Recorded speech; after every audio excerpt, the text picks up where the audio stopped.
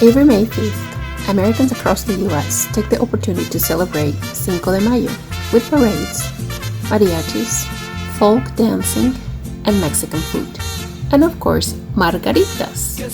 But what really happened on the 5th of May? And why do we really celebrate it? Contrary to popular belief, Cinco de Mayo is not Mexican Independence Day. Mexico celebrates his independence on September 16, which occurred 50 years prior to Cinco de Mayo. In 1861, Mexican President Benito Juárez declared that his country was too poor to pay its debts to foreign nations. In response, France, Britain, and Spain sent naval forces to Veracruz, Mexico, demanding repayment. Britain and Spain negotiated with Mexico and withdrew their forces. France, however, ruled by Napoleon III, decided to use the opportunity to carve an empire out of Mexican territory.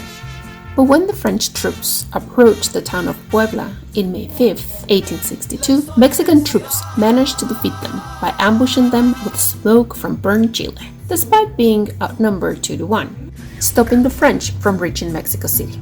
The victory became a symbol of resistance against French imperialism.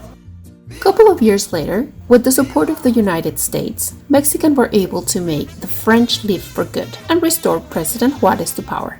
By that time, the Cinco de Mayo battle had spread to the United States. Soon after the victory of Puebla, Americans of Mexican heritage used the date as inspiration for the Union struggle on the Civil War. Americans in the midst of Civil War were inspired by the Mexican victory and began celebrating this 5th of May with parades, dances, speeches, and bullfights.